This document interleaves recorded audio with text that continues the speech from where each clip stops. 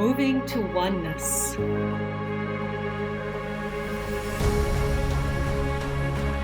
Nourishing curiosity. Embracing differences. Becoming one.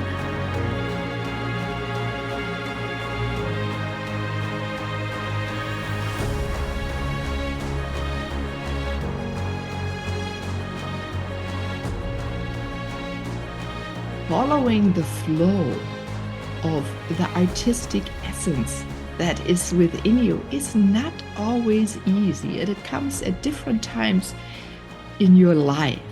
But I bet it always surprises you what you're able to do. So today, stay tuned to a fascinating guest that shares her lushness of life experiences in being an artist in many different ways. So hello everyone, I'm Mylene Elke, your host of the Moving to Oneness podcast. Feel welcomed, and please welcome with me Lynnda Pollio, sitting in Sedona. Now, what a high-spirited, vibrating piece of land, or really it's a vast piece of land. And it really gets out of you what is within you. Sometimes people, I've learned, push against it or become angry when there's Sedona. But for my guest, it has been like a water spring, and everything creative in her started bubbling out. So hello, Lynnda. Wonderful to have you here on the Moving to Oneness podcast, and good morning to you. Good morning. Thank you very much. I'm really excited to be here. I appreciate it. Yes, you have a lush life experience in my eyes of, growing up in for many decades, it was called the creative place to be, the Big Apple, New York City, woohoo! And there you were, really creative in advertisement. And then later you went other directions, and we'll talk about during the podcast. I don't want to spoil right away everything because it's all an interesting story, and also she has written or channeled something beautiful. So stay tuned. But did you notice as a child already that you had art, the energy of art within you? Yes, I was an unusual child. I was highly creative from the time I can first remember. The first things I wanted to be when I was 5 years old was a nun and an artist. I was Wow. I was highly religious, and I was raised Catholic. So for me, it was all about Jesus and particularly the Virgin Mary. But it was really just a spirituality that I didn't really have any other way to express except was through my family's religion. And I was always highly creative. I was always drawing spirals and all kinds of things. So I always was very creative. And the way that I think artists are sort of born more than made, you can cultivate your gift for artistry, but it's really the way that you look at life. And I was having a lot of mystical experiences as a child. So I was like that from very early on, but over time, you sort of get it programmed out of you. You know, your Mhm. parents don't support you. They worry about you being an artist. Spirituality is not really looked at well unless you fit within the defined religions. So I learned, as I went into my teens and 20s, I learned to kind of go with the program for a while. But it eventually, you can't take it out of your system. So eventually it will come roaring back in some way, shape, or form, as it did for me. Oh, I love the word roaring back. I just had to think about my own life. I also painted already, or was creative, loved to use my hands, was out in nature. But then when I got older and the profession was calling what to study, art was looked down to, or at least in my surrounding. And I couldn't push it back. When I remember when I found in landscape architecture, Lynnda, it was for me like the moment, I could use my hands and draw and paint. And that was then where I could give myself the okay of being an artist, creating landscapes in a way, but also painting. At that time, we didn't use the computer yet, or it just started when I was in college, the usage of it. So you could still use color and express the vibrancy of everything that is existing on paper. And then, later, then as life took on more and more, the art came within me. Yeah, but you That's also it. had a profession that you picked that was very artistic, but it fell under a profession that is labeled okay, that you're very productive, but not Right. an artist, right? Advertisement Yeah, and branding. I don't think I actually chose it. I think I stumbled into it. Mm-hmm. In my 20s, I really didn't know what I wanted to do because I was an artist and I was a spiritual being and I was in touch with those. So I never felt like I fit into the corporate world at all. So in my 20s, I kind of bounced around. I took all kinds of jobs and moved around, not looking for my space, but nothing ever fit. And then in my early 30s, I stumbled into advertising, and advertising worked for me for a couple of reasons. One, it was a creative field, particularly at the time, and it was unstructured. So I didn't have to come in 9 to 5. It was as long as I was being effective for the agencies I worked for, I could come in late, I could leave early. It was very flexible. And I'm very multi-task oriented. So it allowed me to use a bunch of different skills. I basically head new business for advertising agencies. So I had to know about creative and media and accounts and all different kinds of industries. So it allowed me to kind of expand and use um, my abilities and skills in ways that other industries just pigeonholed me. So I got into advertising. I literally stumbled into it, but I did very well and became an executive within a very short period of time. And it served me well. I made money. I was well respected, and it gave me freedom. I could kind of come and go as I pleased. But that all changed when I came to Sedona the first time and had sort of a spiritual awakening. And then I brought that advertising background into conscious business practices. And that's a whole nother story. But yeah, I was happy to find advertising at the time because it was something that allowed me to land and use all my abilities. And I think a lot of us that are kind of, very energetically focused, we have multiple talents and skills. And we live in a world that insist that you have one. So I needed to find something that allowed me to use all of them so I could develop more. Oh, so you were really lucky. So that comes the next question. So did you use also your spiritual knowingness, your own wisdom in advertising? Because I'm noticing often people don't include it into their professions. Too often I see people do it as in a separate, they leave their job. And I think it's so important that it's included, that you bring it into, as you said, in the spiral, because it feeds off each other. And it's probably why you rose so quickly to a higher level in the corporate world. Did you do that? Yeah. Or do you have a tip for someone who is, for example, now in the corporate setting? Well, I think, I didn't know what I didn't know back then. I didn't know that a lot of my success in advertising at the time was because of my intuition, was because of my ability to read frequencies and because of my ability to design things and create things and put pieces of a puzzle together that other people didn't see. And that really was my intuitive and frequency adept skills, but I didn't know what they were. And, many people that have awakenings have these experiences, but there is no language to them. So it's only when you learn to put language to the things that you do and that that you can define that, it wasn't just I was good in advertising. I was good in advertising because of my spiritual and my conscious skills. But that took me a while to figure out. And then, but I was very good, and I was always great with relationships. I was always very trusted and authentic. And that's a currency. It's even a more important currency now, to be honest and authentic in who you are. But that worked for me back then. And then when I came to Sedona and had all these mystical experiences that woke up my childhood spirituality, and I came back to New York, I really didn't want to just start going back into advertising. I had to be involved in the conscious movement.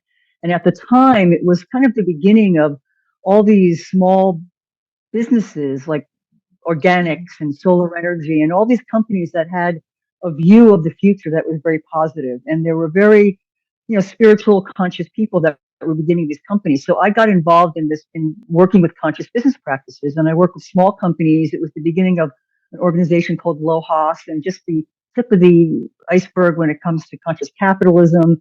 So there were people that were in the corporate world that wanted to be more conscious, and then there were people like me who was really more in the conscious world that was trying to get corporations to invest in human consciousness, the same as they had invested in digital consciousness.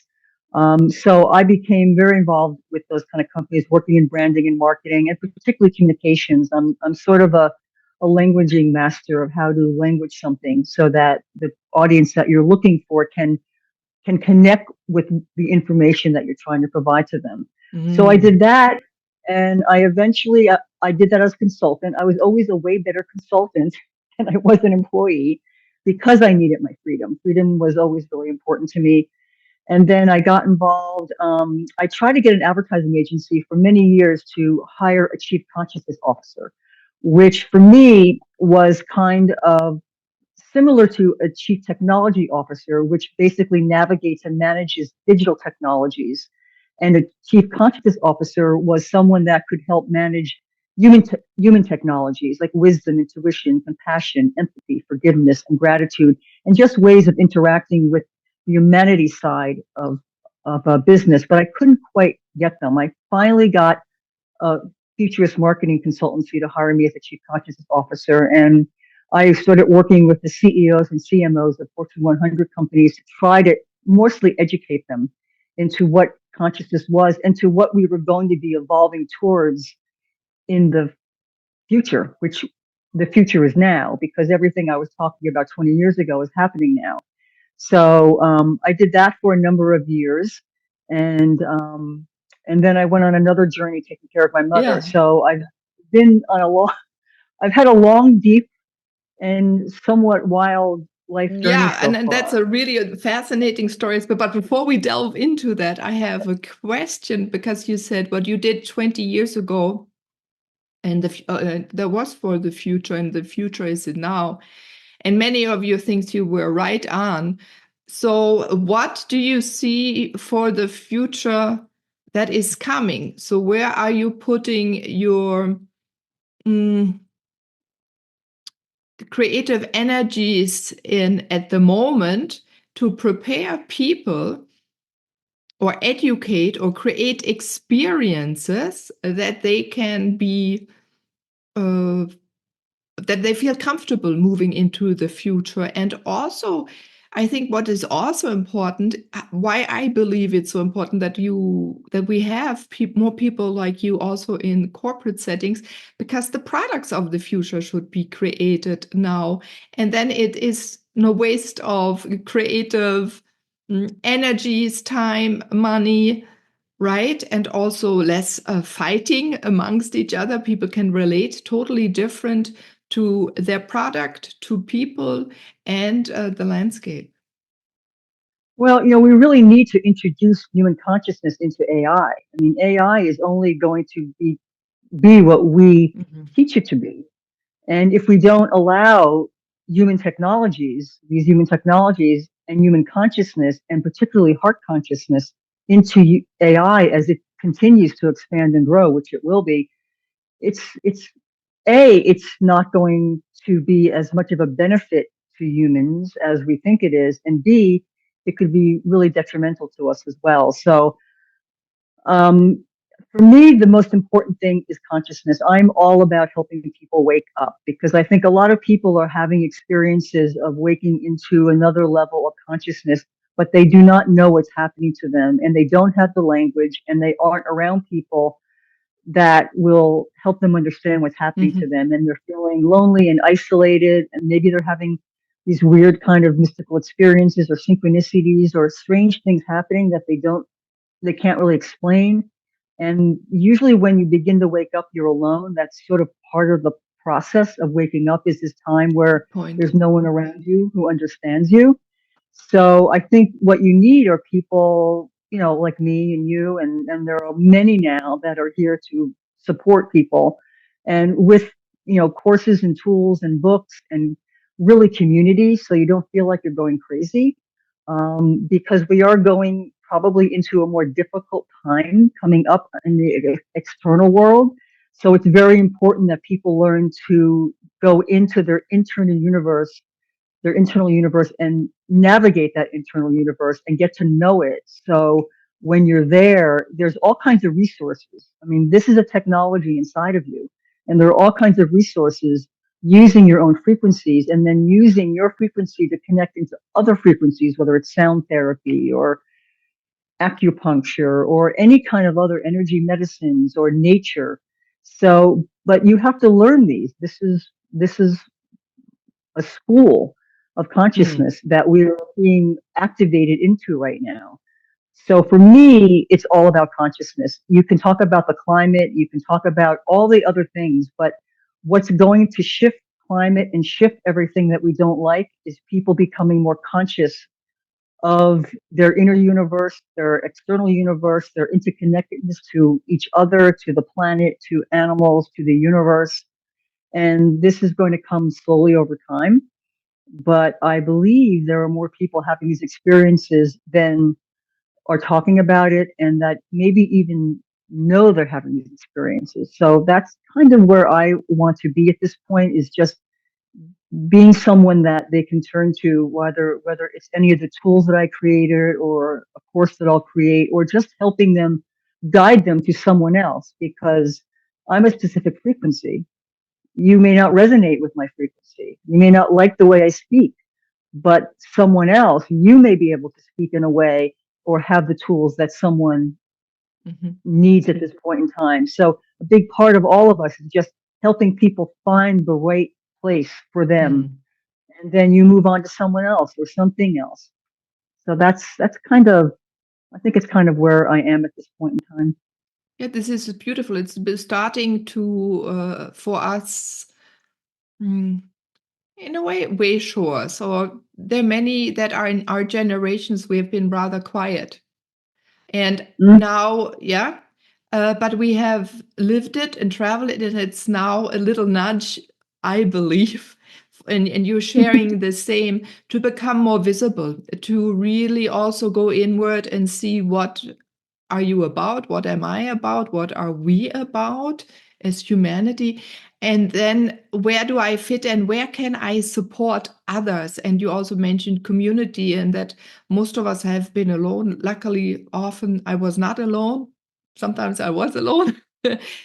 But it became less and less, but I needed that support. I had at least someone to share things with, and the internet, you said, is so beautiful, I believe, as well, because we can meet across the oceans, across the vast lands, and find each other. And when you were talking about AI, I had to think, the more we use also AI and speak our truth, and in my eyes, you're a big truth speaker, Lynnda. When we speak our truth, type our truth. So, and that's the next thing. You created a book, and the story, how you got into the book, that's the next thing I would love you to share. But it's written, and it's being taken on and read by AI, and then shared with others in the world. So if you are out there and you have just a tiny inkling of writing something, if it's a poem, if it's a chapter in a book, if it is an article or your own book, take the time slowly to explore what it needs for you to be able to write it on paper Now we can use even audio, or never forget that. You can read it as well. Your voice puts then even more action to it. And so now I would love now to flow into the story. You wrote a fascinating book. Lydia, I read it really intensive. I had to split it up. I didn't really want to read it in one setting. I wanted to go at a slow pace because it was so lush. The language was so lush, so dear, so in a way touching. And yeah, it had to do with nature. I don't want to share too much about what is written in there, so I don't spoil for anyone who has written. But please tell me more about your book. Your newest book you have written has won many, many, many, many awards. Yeah. And there is something I want then later on to ask you as well, but please share a little bit about it. Well, I had no intention of writing a book. I didn't consider myself a writer. I mean, I now consider myself a writer, but I learned to write by writing. I was involved in conscious business practices, and I was a consultant, and I had been going back and forth between New York and Sedona, and I was in a very kind of mystical time in my life. I've always channeled what I would call high knowledge, which meaning I would get information. And that's one of the reasons why I was so good at advertising, because if I'm speaking to a potential client, I would get information about that client. Not like where they're from, but I would get emotional, energetic information about them in a way so that I could communicate to them that would resonate with them. So and sometimes it was just information about where the world's going, information about myself, just information about consciousness. So I've always got what I would call high knowledge, but I'd never heard a voice before. And I was working on a project, and I was sitting in my apartment in New York City where I was living at the time. And all of a sudden, I heard the voice of an old Black Southern woman who said, "It's not what happened to me that matters." And I just remember how it shook me because it felt like she was standing right next to me. And it kind of scared me a little bit, even though I'd had mystical experiences my whole life. This one was something I'd never experienced before. And I just typed in the sentence, and she kept going. And I probably typed in about 2 or 3 paragraphs. And that became the beginning of her story. And then I felt her leave. And then I was that was kind of weird. And I went back to my project and didn't really think about it. And then about 3 or 4 days later, I felt her presence move in again. And I used to call it the indigo abyss, because when I felt her coming, I would get this kind of, it's almost uncomfortable feeling. I want to say the word cold, but that it wasn't the temperature, but it was that kind of feeling. And I'd have to allow her to sort of settle into me. And then it would be a warm current. And then she would take me. And she wrote Stream of Consciousness. I never knew what I was writing or where the story was going until I was writing it. And I didn't know I was writing a book for a year. I just listened to her. And I think that many people have these experiences, maybe not as profound as that was, but I had to say yes. I could have, when she first came to me, say, "This is crazy. I have to get back to work." But I allowed the process to unfold. And I think many people have the potential for these experiences, but instead of saying yes, they say, "I'm too busy," or "I'm imagining something." But I said yes. So over the next year, I just kept, whenever I felt her, I would go back to my computer and she left off. And then about a year into writing it, all of a sudden I realized it wanted to be a book. And she asked me to go back to Sedona. And so I got on a plane and I came to Sedona, and I spent the next 9 months basically down the rabbit hole channeling the rest of this book. And a lot of the nature in the book are my experiences here in Sedona. And when it was over, I literally, when I wrote the last words, that's when I knew it was over. I didn't know the book was over until I wrote the last words. And I immediately started crying because I had gotten so close to her and her family. It's this three very powerful Black women are the center characters in this book. And I know, being a white woman, has challenged people about this, but she told me, I used to ask her all the time, like, why me? And she used to say, to show what two women who share the same compassionate spirit can accomplish when they do something together.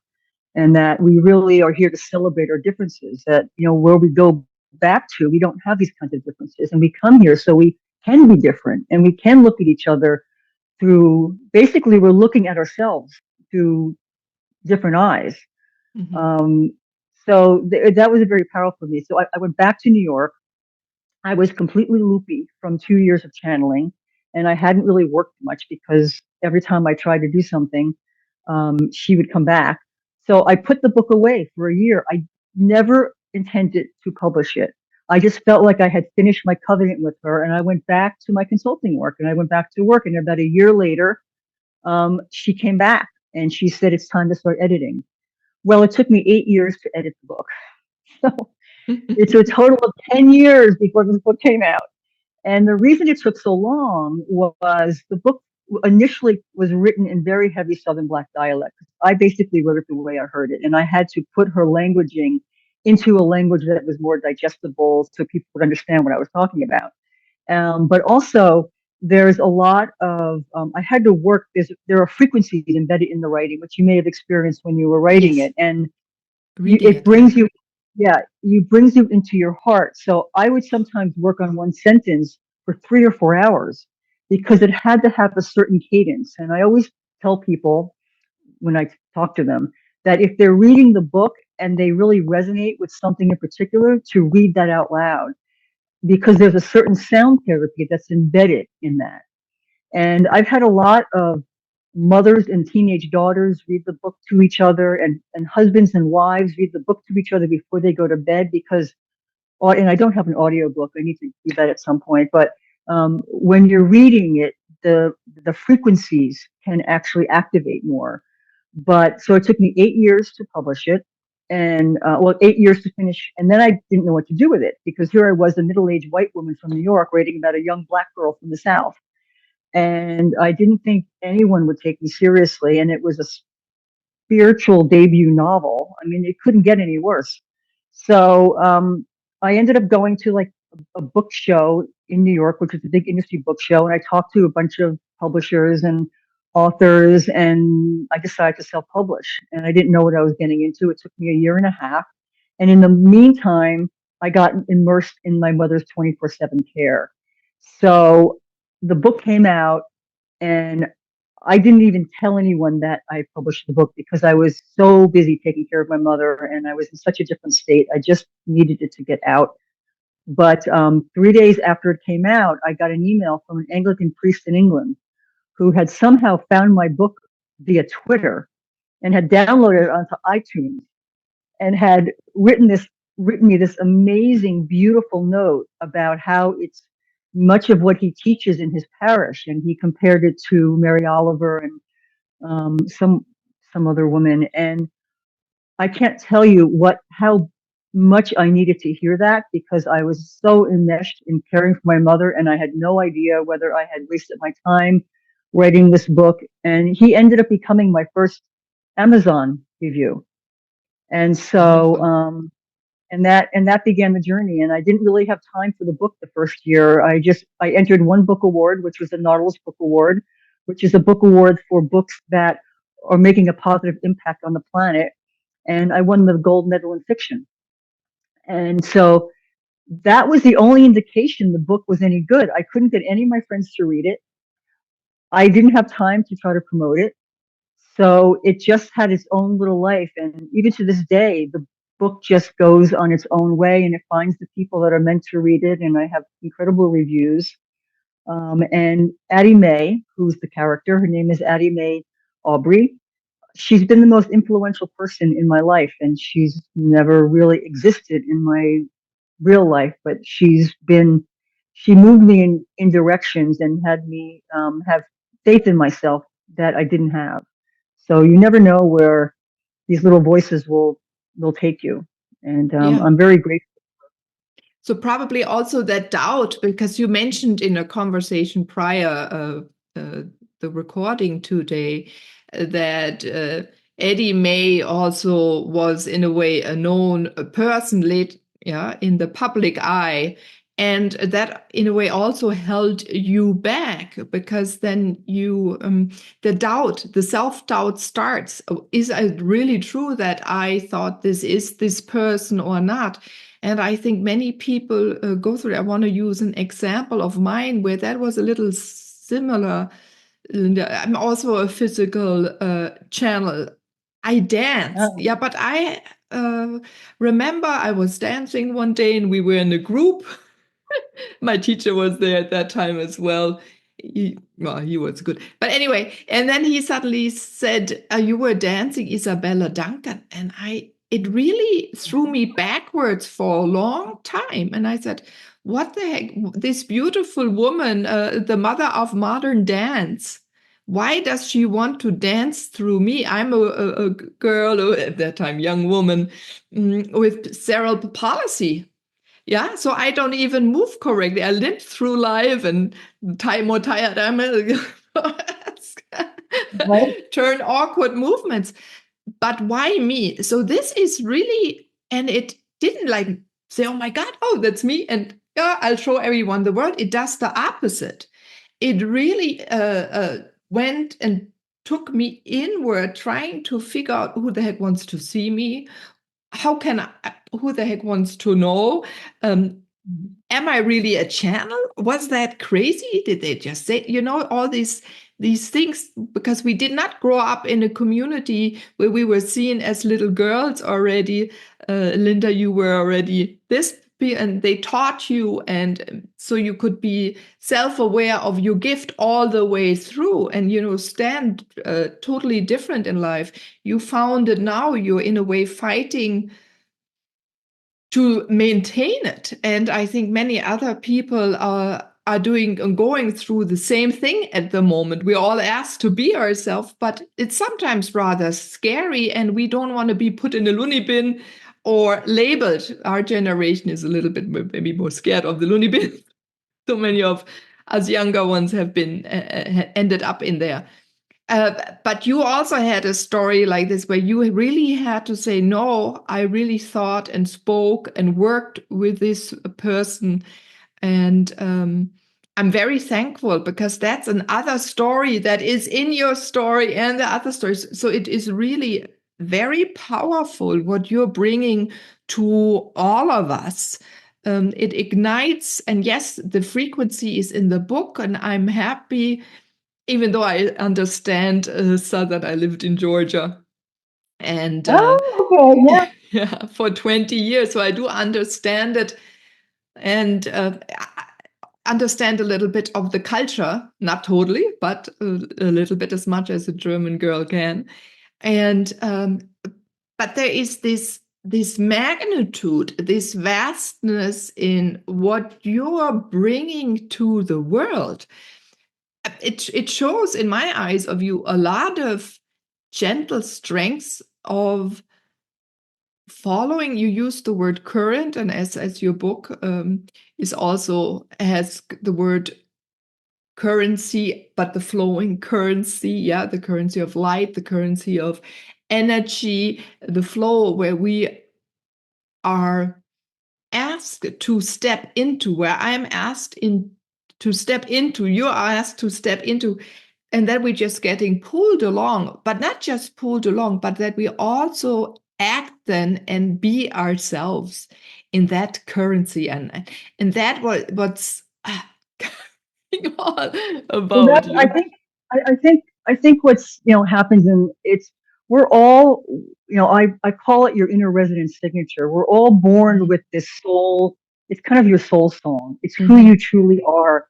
It's everything that you are, that your soul wants to experience in this life, that you're born into. But we get born into social conditioning. You're born into a country, you're born into religion, you're born into a race, you're born into all these things, and everything is programming. So over the years, it's like layers of an onion. You have this thing that's you, and it gets covered by different programming. And what you need to do is find ways to peel that onion away. And I think, when you're having awakenings, that's what's happening, is that inner resonant signature is beginning to vibrate and saying, find me, come Beautiful. find me, because I am who you are. I am not what everyone has told you you are. And the first time I came to Sedona, I was a successful business person. I was a daughter, and I mean, I was all these things that I was good at. But there was a big part of me that was in denial, and that big part of me was exactly who I was. That part of me, and that part of you is your individualness. Mm-hmm. And this culture and society tries to take our individualness away from us. And, it's not that we have to be sort of not caring of anyone else. I mean, I'm a big believer in what I call collaborative interdependence, which means we're all here to collaborate, but we have a right to be ourselves, and we're all pieces of a puzzle. So I may be good at something that you're not. And so instead of me going, oh, you're terrible at what you do, I go, I'm really good at what you're not good at. But so what are you good at that I'm not good at? And then we all kind of have a way of moving up together, feeling fulfilled. And I think, everything that I've tried to do in my life is uncover my inner resonant signature. And when I came to Sedona the first time, and I understand the Buddhist pull of plunging, when you take yourself out of your environment and you go somewhere where you don't know anyone, you eat differently, it's a different environment, and there's nothing that is programmed you there. So slowly, these layers of the social conditioning begin to peel away, and all of a sudden, you're left with that cellular song that is you. And that cellular song for me was highly spiritual and very creative. And that, being in Sedona, helped open that up to me again, so that I can come back to New York and I could bring that. Now, that it wasn't accepted very much. I was looked like I was completely crazy by a lot of people. Some people didn't see me as crazy, but didn't see the value in it, because we live in a very kind of hard value culture where you have to. It's compassion and kindness and creativity is not really looked at as something that has value. But and yet, all major transformations on the planet come from basically conscious and creative. The phoenix rising from the sun, rising from the ashes, is a creative process, because you're left with nothing and you have to create something to rise. So I really am a big believer in helping people find that inner resonant signature so they can start living from the place that is truly them. It doesn't mean you have to leave your environment, but you will become more conscious and aware of it. And you will probably leave some people. You might leave your job, because you will leave whatever is not resonating with that thing that is really you. But you will start drawing to you people that see that part of you, and you will start cultivating skills and gifts that actually not only activate that part of you, but use it to create a better life for yourself. And it's not a 5 steps to easy enlightenment type of thing. It is a difficult process, but it's possible. And there's a lot more people that exist on the planet now to help support everyone who is going through this. And I'm very much a believer in being of service right now, and that we all have to make small sacrifices for each other, because we're going through the needle of the eye at this point, and we have to be helpful to each other and be compassionate and not judgmental, and allow people to make mistakes, because we're going to make mistakes as we go through this. It's just, can you admit to your mistake, and then can you move forward from that?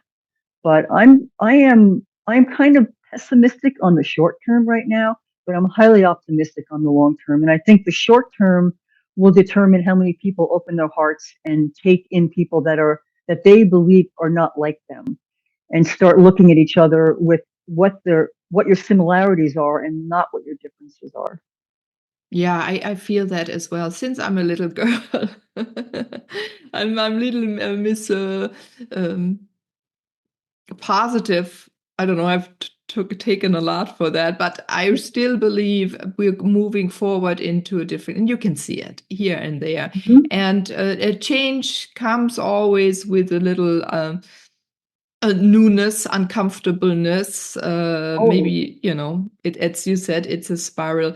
And I love that idea that we have to help each other and be there. And I see that more and more help each other. In your book also, there is this character that helps the main character, or sees the main character. And I thought about that many moments in my life where someone saw me as I am and supported me and fought for me, or told me it's possible, or it gave me sometimes it's a sentence or a book, or invited me to something, or told me a bit about more of myself that I didn't see. And if we can do that with others, that is at the moment, I think, the most important. Just taking something from myself and taking that moment and to provide it to someone else or many other people. Everyone is different. But if I can do it with one person, super. If you can do it with two, even better, more as well. But if you see someone, give that little extra. And it always came, I mean, your parents, but you don't listen to your parents so often. And even though if they do it, but an outsider, it comes into your life to catapult you forward. And if you're the one to catapult someone forward, please do that. That's a perfect time to do that, because it's this unsettling time. We're learning from going this where we are not allowed to move, or for thousands of years, and now we're supposed to start moving, but we have to get comfortable. It's the same thing you've experienced in companies. How do we even do that? How do we move forward? How do I become conscious? The leaders they have to start feeling safe speaking out what they also believe. Many think different but don't act, and now going into this action, I think that is coming at the moment as well.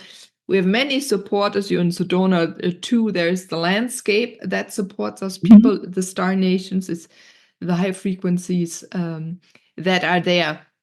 And you're expressing that all now, whatever you found and where you've been catapulting yourself and others. And Eddie May, I have to thank her, catapulted you also to a new level where you now becoming again more creative in a painting, finally in something that you wanted to do since a young child. Share that, what's happening to you at the moment.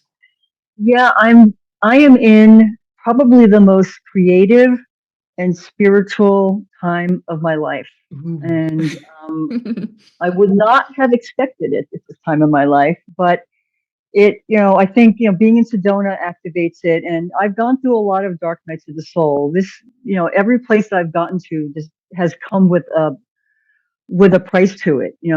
I've gone through a lot of dark times, and when you navigate dark times and you come through it, there's a gift in that, and you become more conscious and aware, and you become stronger, and you become more, sort of, willing to look in directions that you might not have looked at previously. And what I'm doing is it started, like I said, I had been an artist as a child, but I haven't done any art in a long time. And about, I'd say a year ago, my husband found this pack of colored pencils in a thrift store, all wrapped up in this beautiful package. And he bought them for me. And they sat in the closet for a year. And in April, and I had brought with me from New York, I gave away about 90% of the things I had in New York when I got here. We got here during the pandemic, and we came with 4 suitcases and went right into lockdown. It was kind of a crazy time. But one of the things I brought with me for some bizarre reason was a art pad that had to be 25 years old. Why I dragged that with me, I don't know. So I had that in my closet. And in April, I was hiking and I had this freak accident and I shattered my elbow.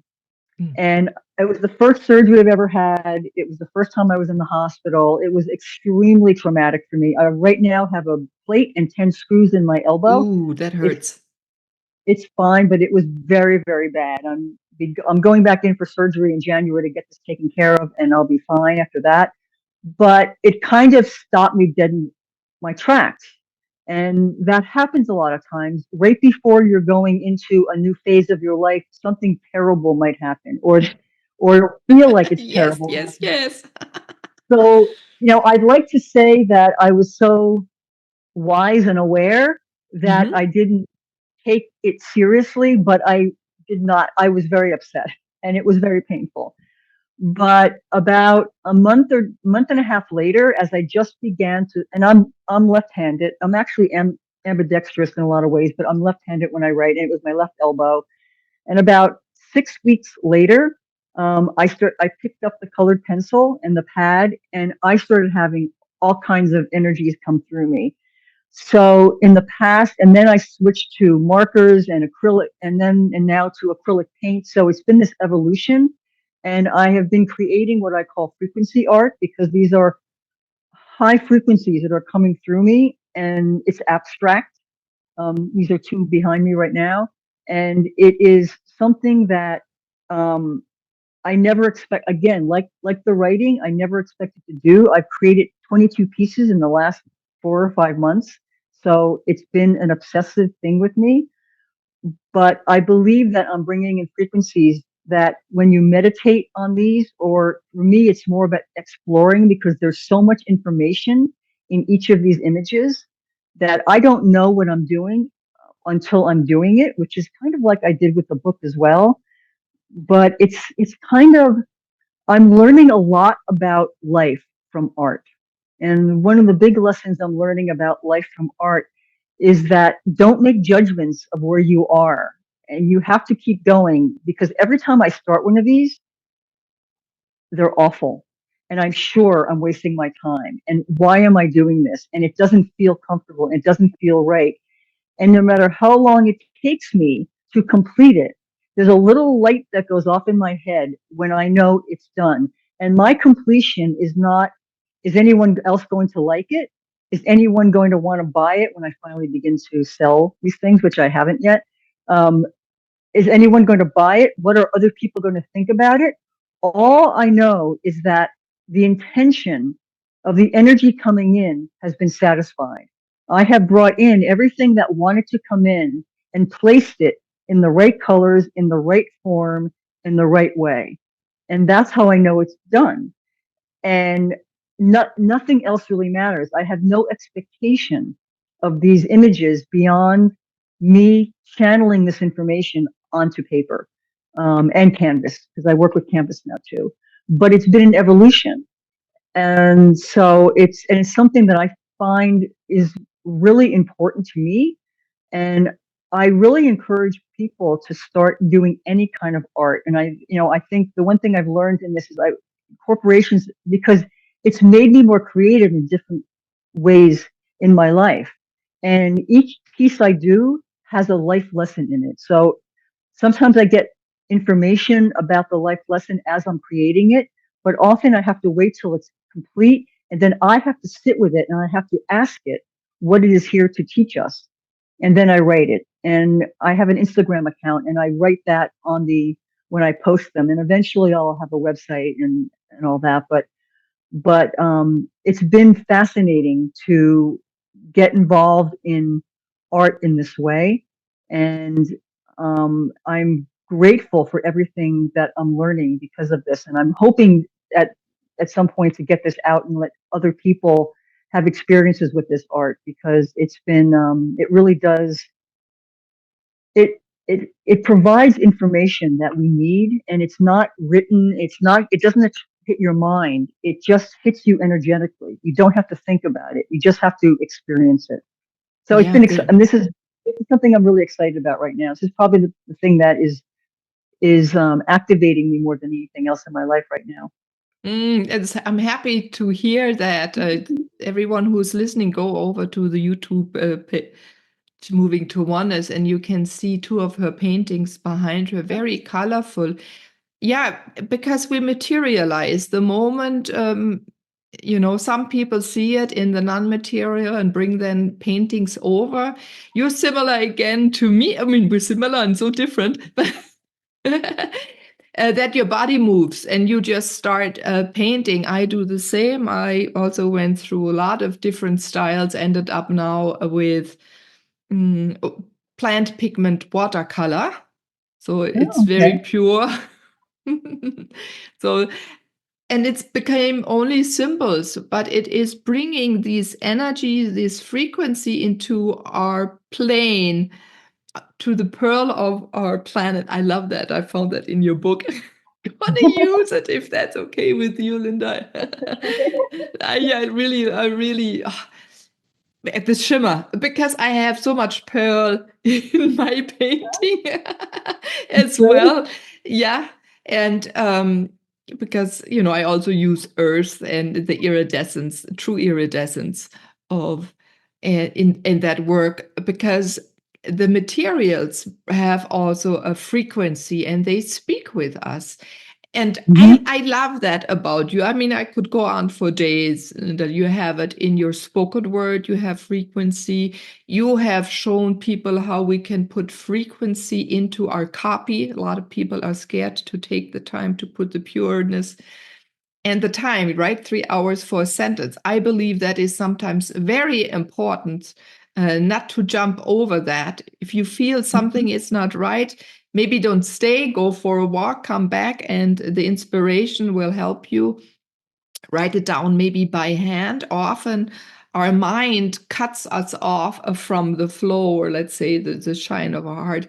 But if you use something with your hands and you trust your body, then it comes out. So everyone, you can write, you can paint, you create products for the world that are here to support the world. So Lynnda, I really invite everyone to come and work with you. And when you get ready, right?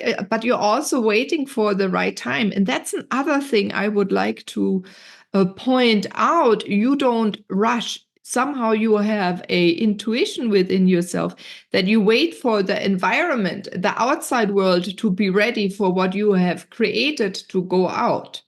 Similar, now probably as it was with the book, it's going to be now with your artwork. When it's ready, the time is right, your website will be done. And then you'll have an art show, or maybe they're prints of whatever you've created. But you're waiting for the right impact. And that shows, again, me how focused you are to bring your purpose onto this earth.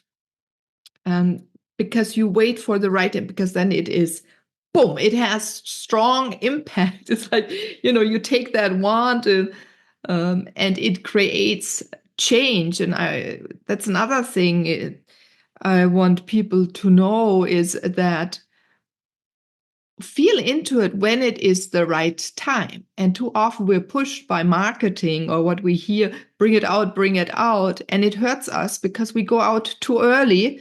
And then what happens? We pull back like into the shell of a muscle. We were talking about pearls and iridescence, right? Or into a snail, back into a snail, and don't come out when we are supposed to come out. So go in your own rhythm, in your own time, and connect with Lynnda. So Lynnda, how can people reach you the best? You can reach me at Lynnda at LyndaPollio.com. It's LYNNDA at LYNNDAPOLLIO.com. That's the website for my book, and that's the best way to reach me as an email. I'm on Instagram as Lynnda Pollio, and that's my art. A bunch of other things, that's sort of me, but my art is me now. It's sort of the same thing. And I do have another website called wisdomkeeping.com, which is the one that I'll be developing more. And I will have courses about the awakening process. And like I've always been someone who's been sort of ahead of the curve. And it's always difficult for those of you out there that do the same thing. You have to sort of just hold space and allow, and it's totally maddening. It is totally maddening because it it is hard to be in a space that not many people populate. It is hard Yes. not to be able to make a living while you're sitting in that space because people don't see the value in it. But if you're one of these people that is supposed to be bringing in something, and a lot of young people are bringing in new energies, and their parents maybe don't understand that, and they want them to conform to the way that they had been taught and the way that they had lived their life, and so it's making kids have problems. And I think it's because they're meant to create this new world that's coming in, and their energy is holding spaces for that new world. And I know what that feels like because I was holding the space for the new world for a long time, and now we're moving into that new world. And as I see people move into that space, I then move on to the next space because consciousness was always I held that for 3 decades. And now many people are working with consciousness. And for me, it has to be heart consciousness because that's the only one that really matters to us. I mean, heart consciousness will connect to cosmic consciousness, will connect to earth consciousness. But consciousness is a whole nother podcast of what that is Yes. and what we know and don't know about it.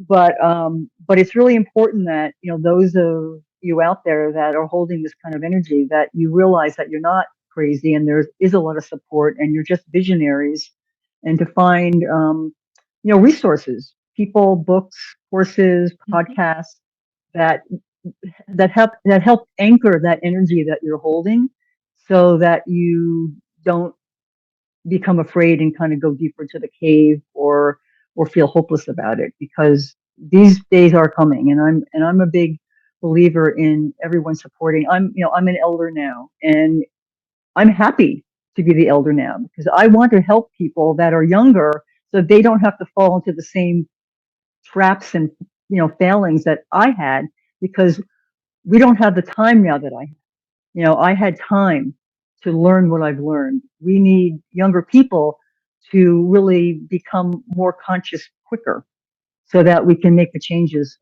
on the planet to help sort of alleviate some of the difficulties that we're going to be having. And I think the future, lies with young people that are making heart conscious choices. Yes. I just have to say ditto.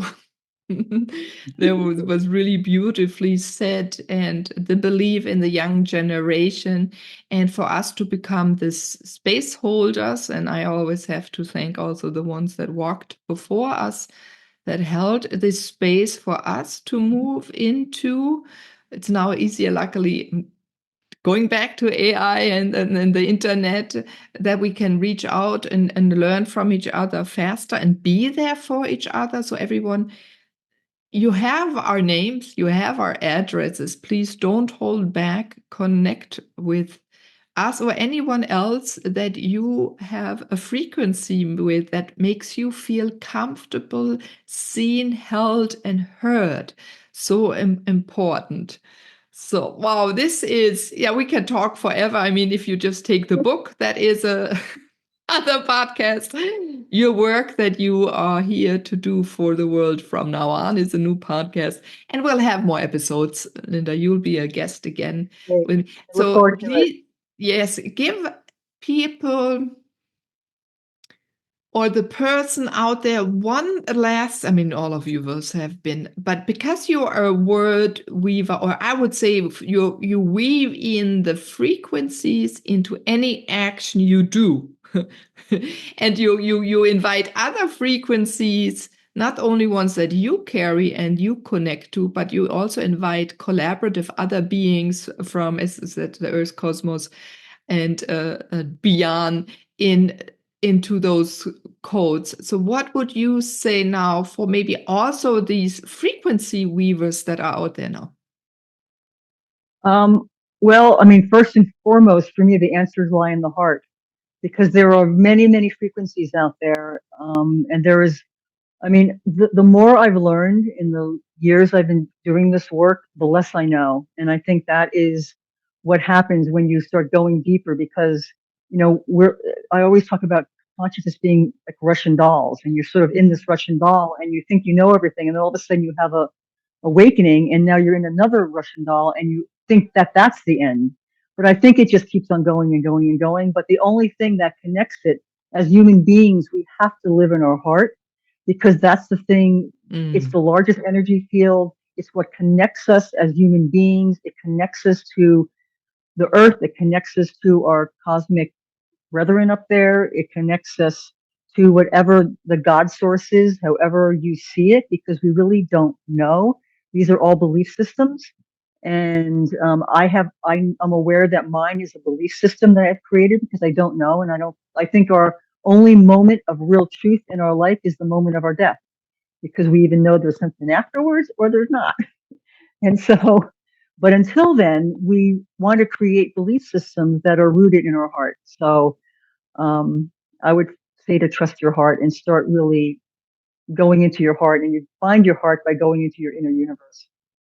Yeah, and also it starts by just putting your hand onto your heart, or your hand on someone else's heart. Maybe you're a partner, a parent, a child, a friend, or sometimes if you see someone far away, just send from your heart light to the other person. It ignites, and that's how we're connected to everything. Exactly. Enlightenment begins also right there. Feel encouraged. Show all of your parts, everyone. Lynnda has shown with her experiences, her life experience, so many points where you can, in a way, just connect to, just like a plug into. She's so vast. She can hold many, many plugs. I just see all these plugs coming, little sci-fi here, but you're powerful. You can really hold that. I can hold a lot of different thought. Someone told me I was a paradox recently, because I don't make judgments of people. I can hold anyone's belief system in a space of non-judgment, and hold multiple, because we need to realize that these are just judgments we're making about other people and ourselves. But if you can hold a space of non-judgment for whatever belief systems, you can begin to transform them, and so that people begin to find what they have in common, and start releasing them from the cultural conditionings that really are making up our minds right now. We're not connecting into who we really are. And once we do that, the world's going to change very fast and very beautifully. Oh, yes. I'm not going to say anything more. Lynnda said it so beautiful, everyone. Have a wonderful, creative day, evening, night, maybe if you're dreaming, or morning, wherever you are in this beautiful blue planet. I want to thank you in your name also to Lynnda for being here. You bringing your energy, your frequency to us, and spreading it out over the internet and the podcast into the world. And you out there, do the same. And I wish you the best. I'm Eileen, your host of the Moving to Oneness podcast. Bye-bye.